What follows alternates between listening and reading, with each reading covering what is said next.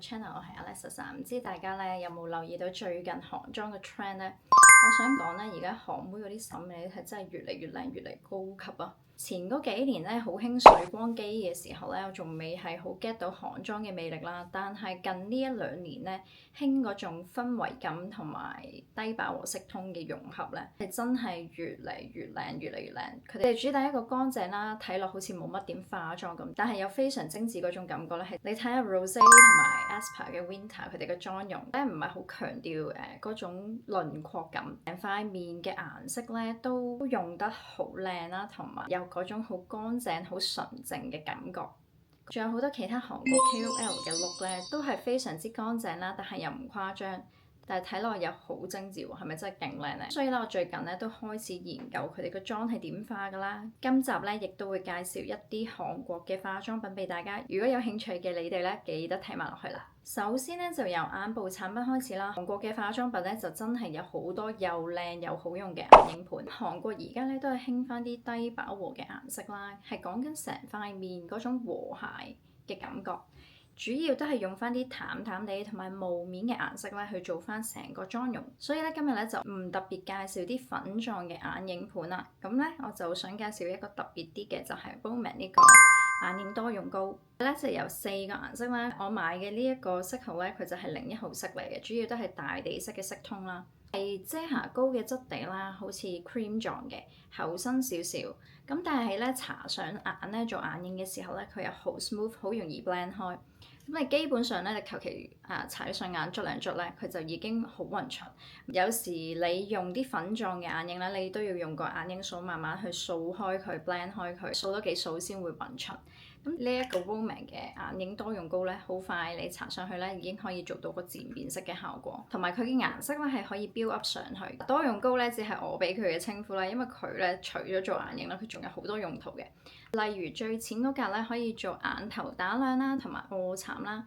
咁呢兩格稍微淺少少嘅啡色咧，我會用埋嚟畫眉同埋做鼻影添嘅。最深嗰格啦，當然咧係可以做眼線啦。佢個價錢咧大概就係100蚊左右嘅，非常之抵玩咯。佢仲可以做到咁多用途，係咪先？咁另一個韓國而家個 trend 嘅特點咧，就係而家唔興嗰啲高濃度嘅顏色啦，同埋太過閃嘅顏色。所以咧呢一盤咧就係我嘅私心推薦啦。佢就係 Deceit 嘅 Starry Night Shadow Palette 啦。佢4格咧都係閃粉嚟嘅。雖然咧佢已經係2年前嘅聖誕特別版啦，但係到今時今日咧，我都覺得佢仲係好靚好精緻。咁佢4個色啦，佢每個色嘅閃粉咧都係好細緻、好靚啦。慢慢少少地疊加上你個眼影度啦，你個眼妝咧就會變得勁靚勁精緻，完全唔粗糙。咁佢咧有銀白色啦、香檳金色啦、偏金色啦，同埋古銅色都有。夾咩顏色嘅眼妝咧都 OK 嘅，就算你係暖色系啊或者冷色系嘅眼妝咧，都係完全夾到嘅。咁我以前係好中意 Bobbi Brown 嘅 Moonlight 啊，但係呢個4色嘅閃閃眼影咧，大概100零蚊到啦。我覺得佢個粉質咧已經可以媲美到 Bobbi Brown 嗰個300幾蚊嘅 Moonlight， 所以咧呢個又係勁正。我見而家咧仲有啲代購係仲有賣嘅，大概都係100零蚊左右就可以買到啦。非常之推薦，中意。眼部嘅產品咧就唔講咁多啦，因為咧重點都係想講翻而家韓妹個妝個 trend 啦。咁佢哋咧都係集中喺塊面度做翻一個色彩嘅變化。我發覺咧佢哋就唔係好中意搽 bronzer 或者係陰影做翻啲 shading 咁樣嘅。反而咧，佢哋係着重喺面頰嘅顏色上邊嘅。咁呢一啲淺色同高亮度嘅胭脂咧，佢哋就用得好多啦。咁呢啲淺色嘅胭脂咧，佢哋就會集中上喺塊面嘅中間，做翻一個膨脹嘅感覺，令到咧個人睇落膠原滿滿嘅感覺。佢哋會用呢啲膨脹式嘅胭脂咧，集中上喺面嘅中央位置啦，咁可以做到提亮嘅效果啦。咁同埋咧有嗰種通透感，佢哋而家咧就係好興呢一種通透感。而呢一個通透感咧，就係令到成個妝又高級又精緻嘅重點之一啦。首先我哋講咗啲提亮式嘅胭脂啦，咁第一個咧就係呢個 Amuse 嘅 Lip and Cheek Healthy Balm。我咧就有2隻色係手嘅。你見佢咧一個胭脂咧，佢就做咗有2個顏色啦，咁直接幫你襯埋個色去做胭脂嘅漸變。咁咧一個價錢咧買晒2隻色啦，我覺得係一個幾 affordable 嘅選擇嚟嘅。咁佢整體咧係比較柔潤嘅質地啦，搽上去塊面咧有水光嘅效果嘅。我自己咧就覺得佢呢個胭脂咧其實都好出色啦，持久度都係唔錯嘅。不過上妝嘅時候咧，記住用掃啦或者去粉撲啦，去慢慢印上去，而唔好做個拖拉嘅動作，因為你一做拖拉嘅動作咧，佢就會破壞你本身嘅底妝噶啦。咁佢雖然咧係 lip and cheek 嘅多用膏啦，咁但係咧我就唔係好建議用佢呢兩個顏色去上個嘴嘅，因為個嘴嘅顏色咧就會變得勁奇怪。大概80蚊左右一個啦。我有一個03號色，一個05號色啦。03號色咧佢就係一個薰衣草紫色同埋一個牛奶粉紅色咧，就啱啲皮膚比較白啦，或者你想去黃氣咧都係可以用呢一個嘅。咁05號色咧，佢就係一個無花果嘅色調為主嘅，一邊咧就會係肉色少少啦，另外一邊咧就係深嘅無花果色。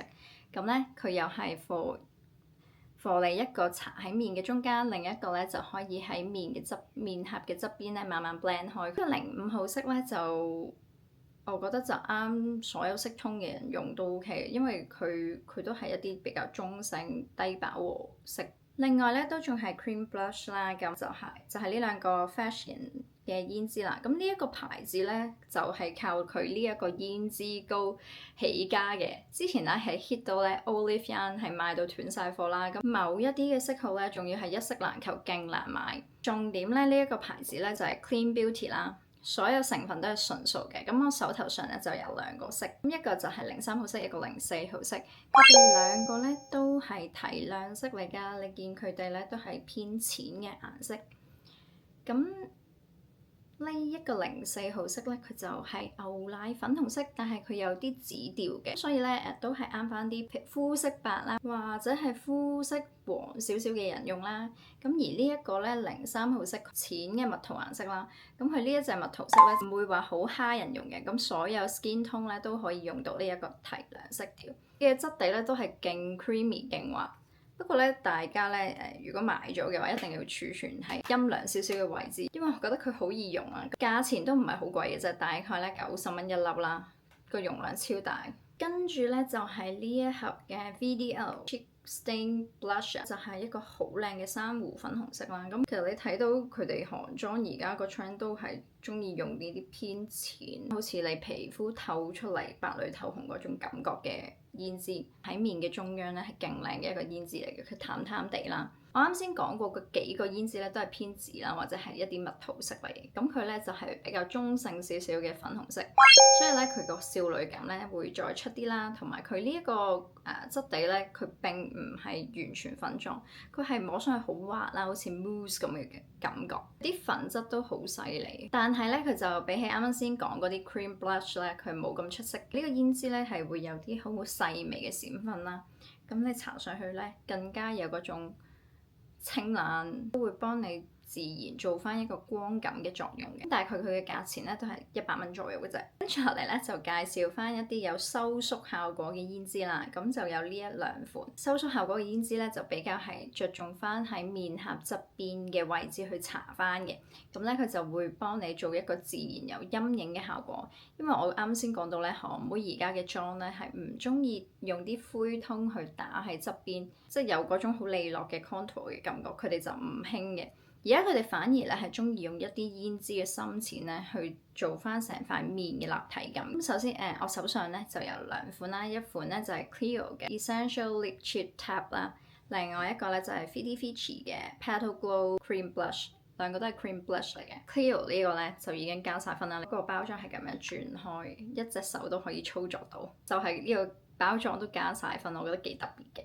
佢嗰個水光感咧係強啲嘅，我呢個咧係一個血氣感強少少嘅顏色嚟，搽上面咧都好靚，搽上去嘅感覺咧就好似你白裏透紅，有嗰種好健康嘅血色感。咁另外咧就係呢一個 Fenty Fechi 嘅 Cream Blush 啦，咁佢呢個係07號色，啱啱先 Clio 呢個咧就係03號色嚟嘅。07號色咧呢一個係 Mocha 嘅顏色，佢有少少啡調嘅粉紅色嚟嘅。咁佢呢一款咧就會乾身啲啦，同埋非常之出色。買咗翻嚟咧，應該用成世都用唔完，除非你狂用呢個啦。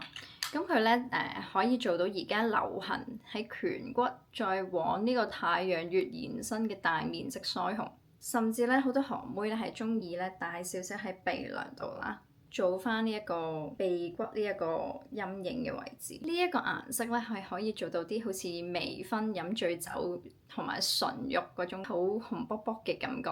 因為大少少啡調可以幫手修飾個面型啦，連你個 contour 都慳翻。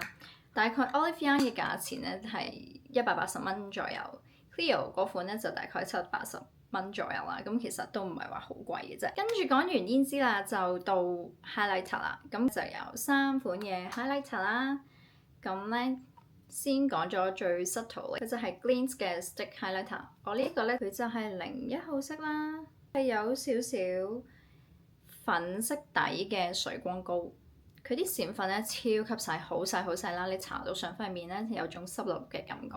中意水光肌嘅咧就真係可以買下，同埋咧買呢種水光膏嘅好處咧就係你可以就係局部上邊個位置有水光、有高光、有 highlight 嘅時候咧，你就上，咁你就唔會話成塊面都拎立立啦。同埋咧，我覺得夏天咧就行喺膊頭啊、鎖骨呢啲位置咧都會係好靚。不過有個缺點咧就係我覺得佢會黐住啲頭髮，有啲黏頭髮。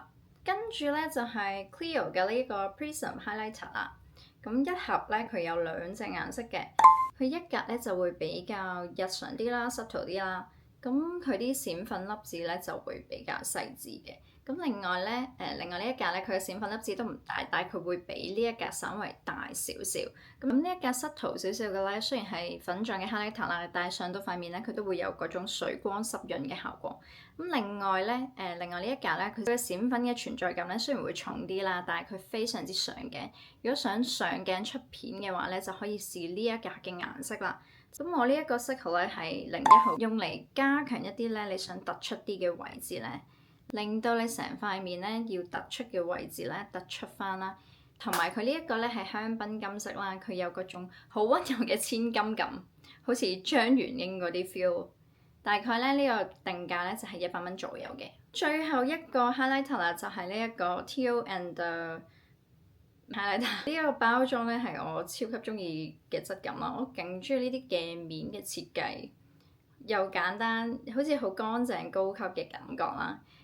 佢係一個粉色調偏光嘅 highlighter， 我見一啲韓國嘅 KOL 咧會用呢一個 highlighter 咧搽喺啲眼頭啊或者係臥蠶嘅位置，因為佢啲閃粉咧唔係話特別大粒啦，佢唔似啲眼影嘅閃粉做得好大粒，咁因為係一個 highlighter，所以佢嘅閃粉咧佢都會比較細緻啲。咁同埋佢係一個粉色嘅偏光啦，咁除咗眼頭打亮啊或者臥蠶嘅位置咧都可以做疊加翻喺個胭脂上邊。佢個粉質摸上去咧都係好滑好細緻嘅，大概呢一個 highlighter 咧就係150蚊左右。咁希望大家中意以上嘅介紹啦。其實好多韓國化妝品咧都係我嫂子介紹我噶，因為佢咧真係好叻賣嘢同埋買好多靚嘢嘅。好啦，講住咁多先，我哋下條片再見啦。咁記得咧like我條片啦 ，subscribe 我個 channel 啦。咁我哋一齊翻嚟咧，拜拜。